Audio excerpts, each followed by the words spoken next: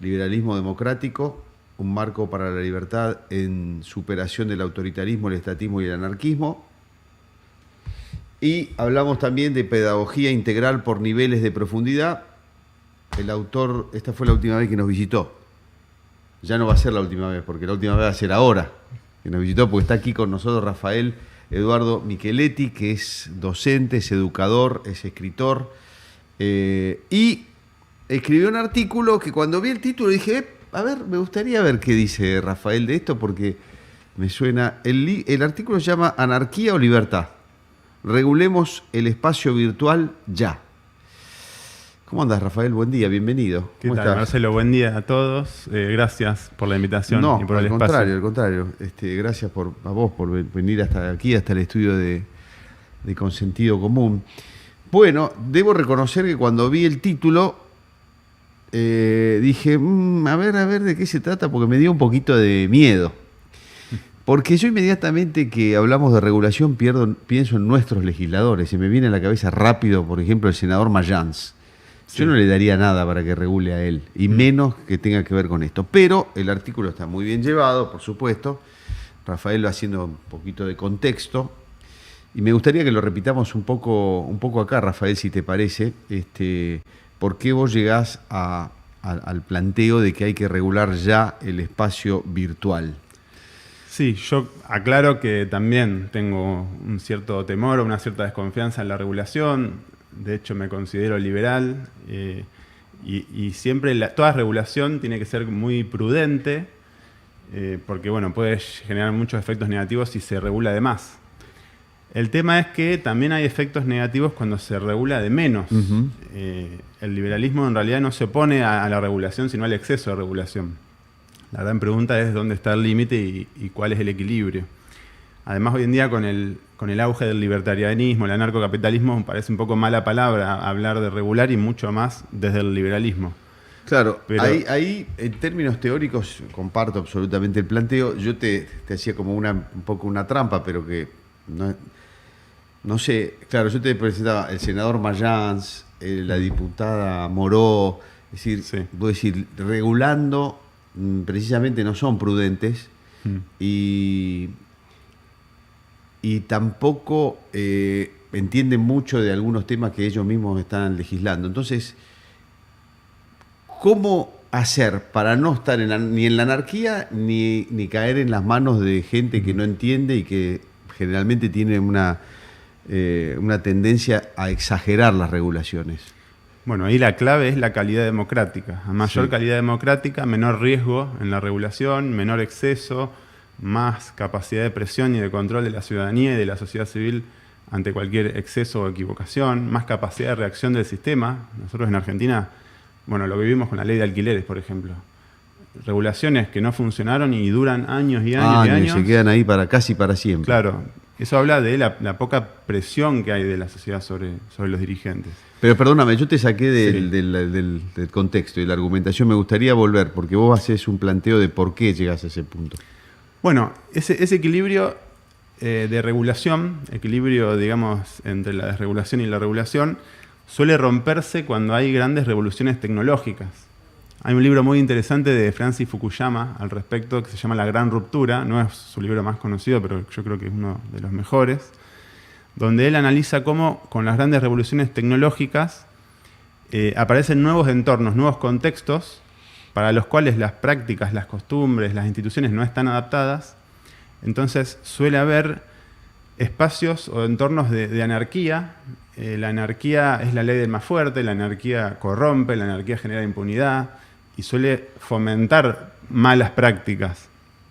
Entonces, en estos procesos de transición, hasta que la sociedad logra desarrollar pautas, instituciones, reglas adaptadas al nuevo contexto tecnológico, suele haber un momento de declive.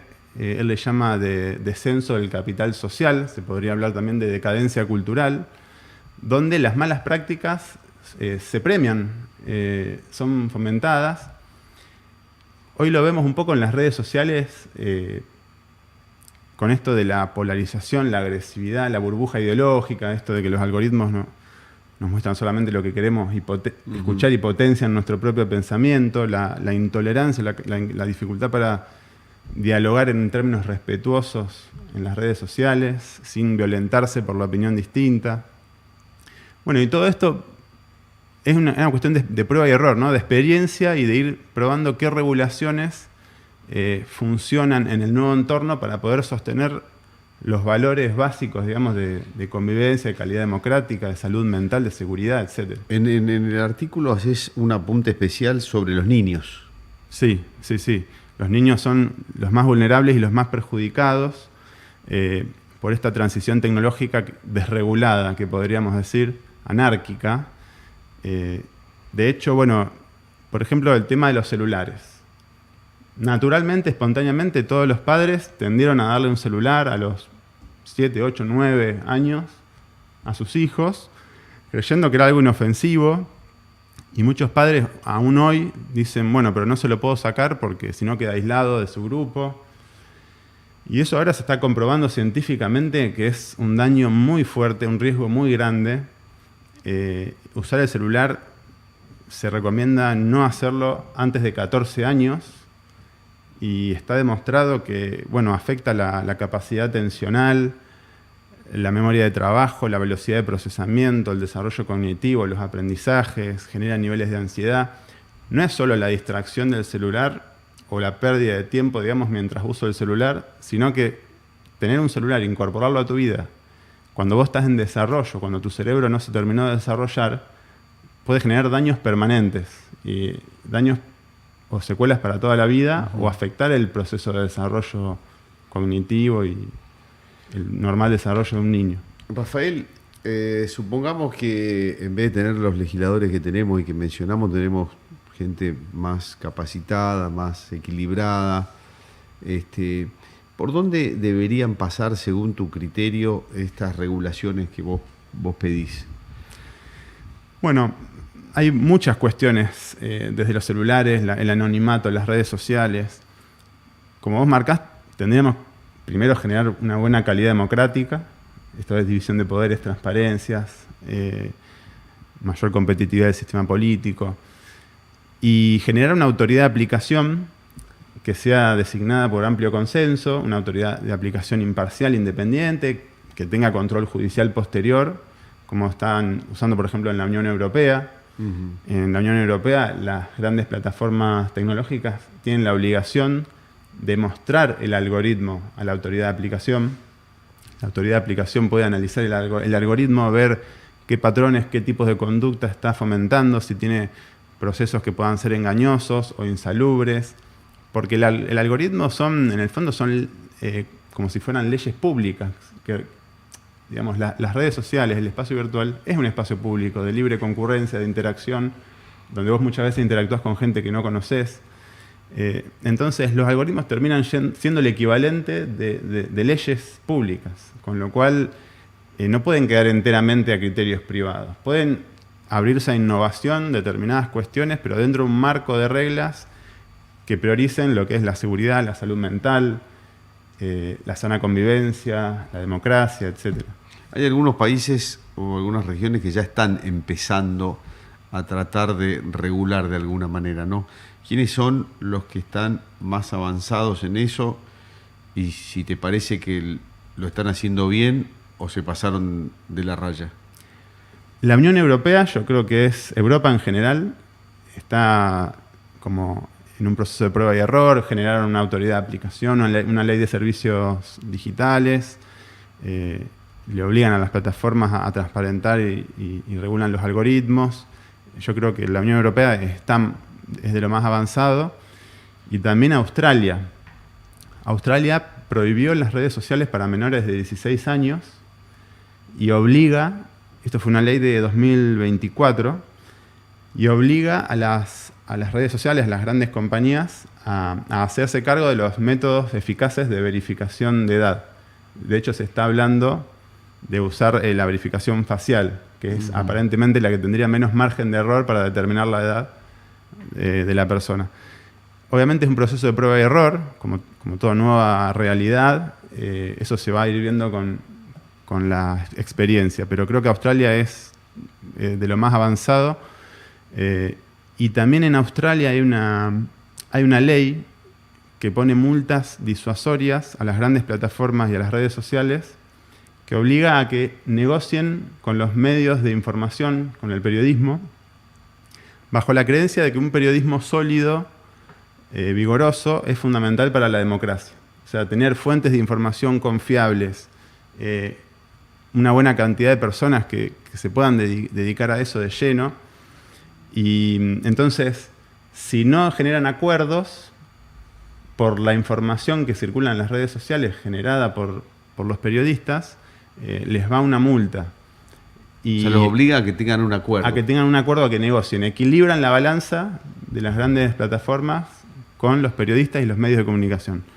Y hasta ahora ha funcionado bien porque se han generado muchos acuerdos y no se han tenido que aplicar las multas.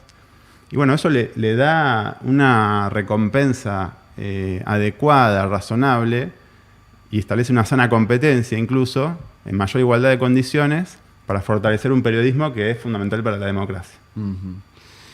Por último, nosotros acá en Argentina, tanto por lo que hablábamos antes de la calidad democrática, la calidad de los legisladores, o porque siempre venimos un poquito más atrás, estamos lejos de esto.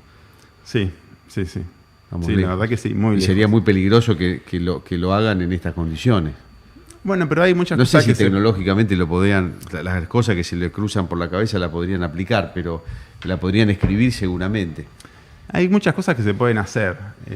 Por ejemplo, prohibir el uso de celulares en las escuelas. Hay cada vez más escuelas que lo están incorporando porque está demostrado que afecta la capacidad atencional, el aprendizaje, incluso la sociabilización, el desarrollo de habilidades sociales en los recreos que están con su celular.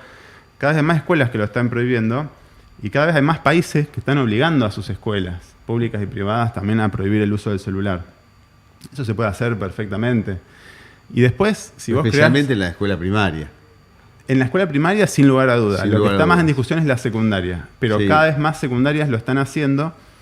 El método más habitual que se usa es que quede el celular bajo llave y que solamente se pueda usar cuando el docente lo necesita para una actividad educativa. Pero después termina la actividad educativa, se guarda bajo llave de nuevo, salen al recreo sin celular. Eso es lo que se usa en la mayoría de las escuelas que están implementando esto. Y la verdad es que se ve una mejoría tanto de la capacidad atencional como también de la sociabilización. Claro. Y por otro lado, si vos generás una autoridad de aplicación independiente de amplio consenso, con un mecanismo como puede ser el de la Corte Suprema, que sus miembros elijan y se remuevan por 2/3 de la legislatura, entonces eso te obliga a que se elija a alguien que sea mínimamente confiable y razonable para todos y que solamente se lo pueda destituir por motivos serios y no por partidismo o cuestiones ideológicas. Si vos generas esa autoridad de aplicación, podés tener un montón de regulaciones mucho más precisas, mucho más profundas y generar cierta confianza hacia esa autoridad de regulación. Pero bueno, eso implica delegar poder en esa autoridad de aplicación y una clase dirigente, en general la dirigencia política, si la sociedad no presiona, no delega poder, al revés, acapara poder. Contrario, sí, claro. Bueno, interesantísimo y muy actual el tema. Rafael, muchísimas gracias. No, por favor, gracias a ustedes por acá, y con este tema que es tan importante, tan relevante. Rafael Micheletti, que es docente, es escritor, ya tenemos sus libros, es educador, es investigador. Gracias de nuevo. Gracias. Nosotros vamos a las noticias porque son las 9:35.